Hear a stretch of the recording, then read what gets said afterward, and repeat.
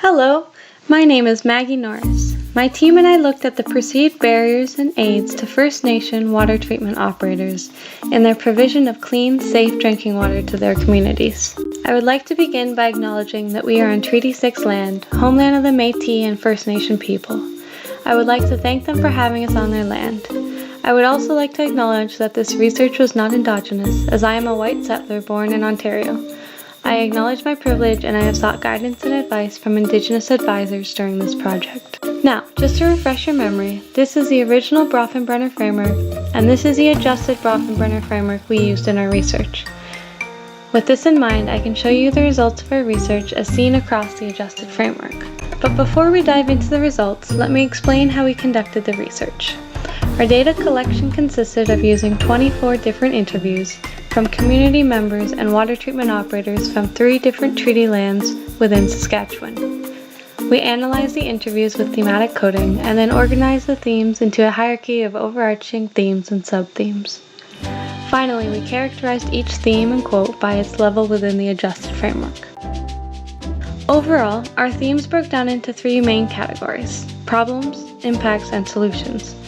Within the theme of solutions, it contained both positive examples seen within the communities, as well as suggested solutions from community members.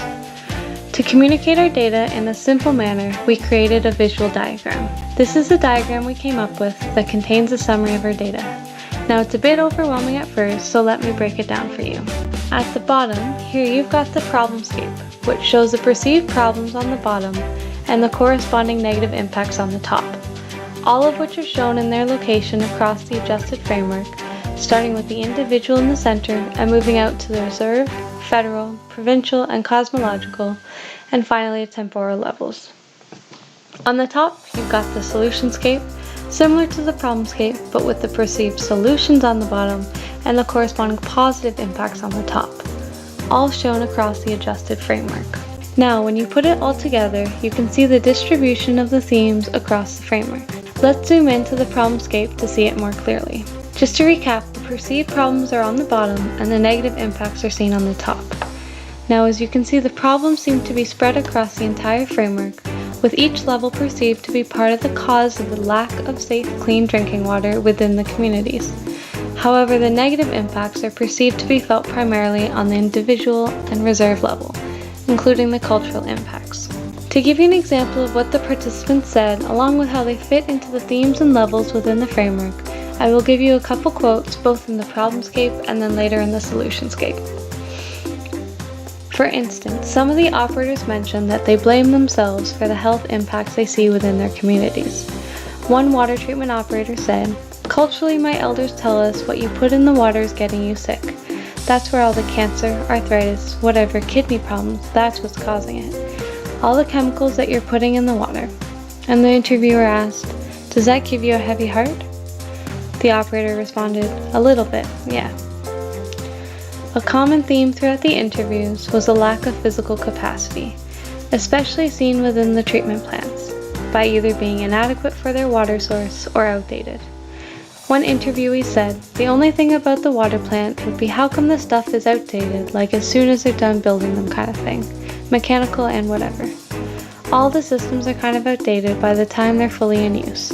Like some of the parts that she has there, she'll call it in and they don't even have a part, and she'll have to take it off and bring it there and they'll have to match something to it. They spend so much money on these things." Now, to compare to the solutionscape, with the perceived solutions on the bottom and the positive impacts on the top, similar to the problems, the solutions are spread across the entire framework, meaning all levels need to be involved to be able to provide the communities clean, safe drinking water. Mirroring the negative impacts, the perceived positive impacts are seen to be felt primarily on the individual and reserve level, with some benefits being seen on the provincial and federal levels through increased collaboration and improved relations. To give an example of a forward-looking perspective and how that can lead to a community having a functional and appropriate treatment plant, an interviewee said, "So that they can get adequate treatment plants that are going to last for several years, so we're not always having to come back and fix them and upgrade them and expand them, you know? They need to plan 20 years instead of, short term." Participants also expressed a desire for increased communication, which could lead to improved relations through greater understanding and then potentially to more collaboration. An example of this is seen in the following quote. And this way people will understand that our drinking water is a source, is our way of life, is a source of our life, our lifestyle. Now this data brings us to the 4 key suggestions compiled from our results. The first suggestion is to build capacity across all levels of the framework in all 5 aspects of capacity: social, physical, institutional, financial, and leadership. Each of these aspects of capacity are important individually, but they need to be considered together in order to make the system sustainable.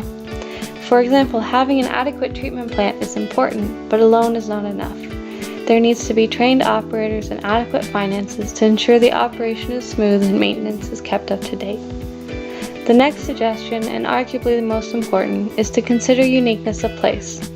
Even though the themes are relatable to the communities, each community was different and varied in their amount and type of capacity, their strengths and their weaknesses, as well as their water system and source water.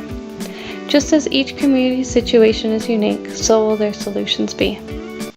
The third suggestion was to improve relations and communications, both within the levels as well as across all of the levels.